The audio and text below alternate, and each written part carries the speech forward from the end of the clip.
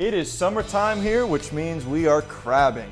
This beautiful bowl right here has European brown crab. They actually look like this, and we're gonna show you guys how to find them, the right techniques, so you can have yourself a beautiful crab feast. So let's get out there, let's hit the boat, and we'll see if we can get them.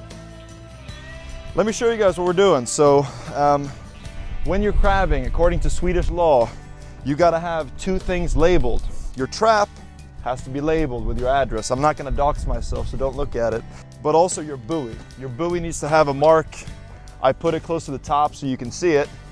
Now these buoys are quite big because here in Öresund, the water is really turbulent and there's a lot of boats. So you wanna have it visible, right? We've got a total of 5 we're putting out today. And what I like to do is to not have all that rope all tangled up when you're arriving to the spot. What I like to do is I like to throw the buoy. I'll drag the buoy behind me. So as you can see, the rope is as tight and straight as possible, and the buoy is just dragging behind us. Now on the spot would mean that these crabs will typically hang out near a shallow flat, right? Now shallow flat here is like 80 feet of water, so it's not really shallow, but you want to kind of put it right on the incline to where it gets to that. Now last thing guys, very important, make sure you're having your openings facing the current.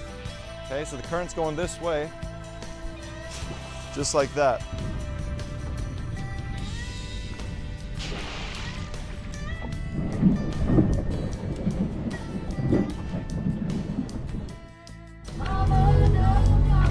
Filma lite grann.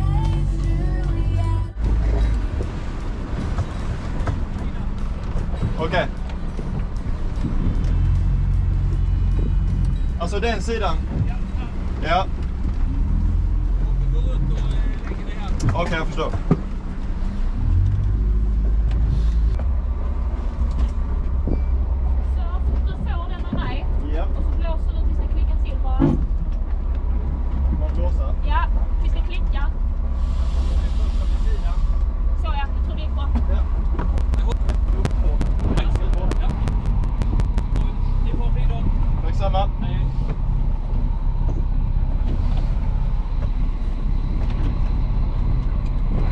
So that was pretty cool. So we were just stopped by the police. Pretty cool boat. They had a big jet ski in the back. They had a crane. Those guys are freaking balling, man. Day number 2, taking the traps out. So we're coming up on the first buoy right here,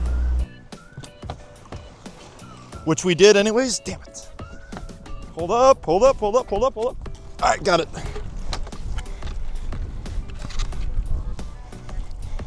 Oh man, it's like getting heavier. Oh, come on, baby. Here she comes.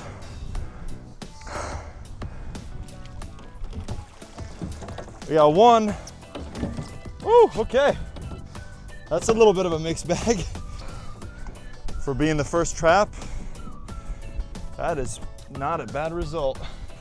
These cod in Sweden particularly have taken a beating the last couple years. So we try to let these go because they're, if I don't drop it, we try to let these go, just see if we can give them a chance to bounce back. The EU has banned all fishing for cod in all European countries, which makes sense to me because they're really, really getting rare. And the reason why we're catching so many crabs is because of the lack of these. These guys eat the crabs. So it's kind of a, you know, double-edged sword for me because I love catching crabs, but I also love catching these. So. All right guys, so we got a buoy missing here. I see it.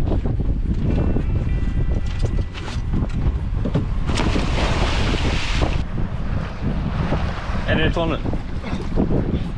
Är det ton?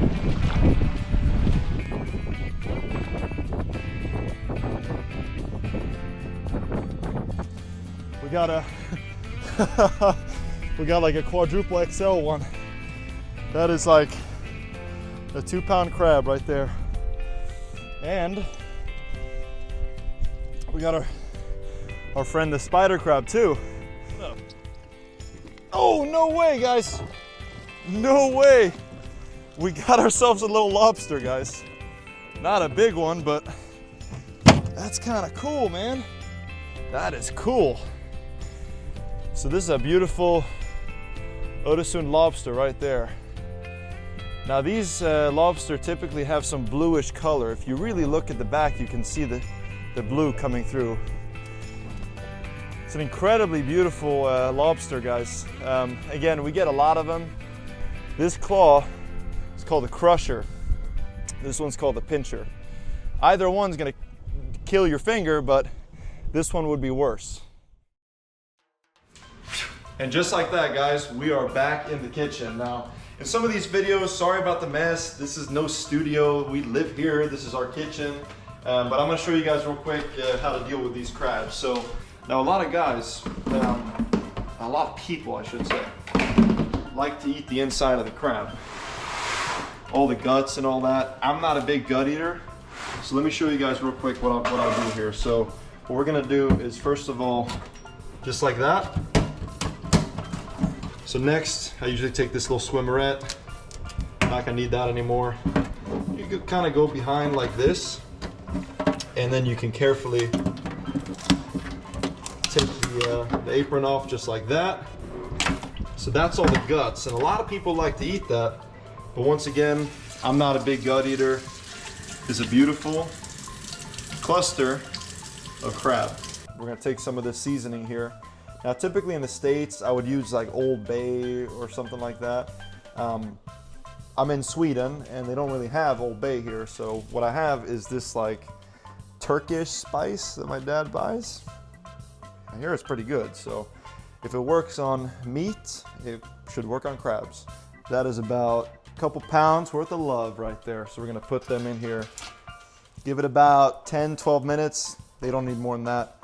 And then everybody's gonna be happy. So, you know, guys, if you were to ask me what is my favorite crab, I would say the crab that's on my plate.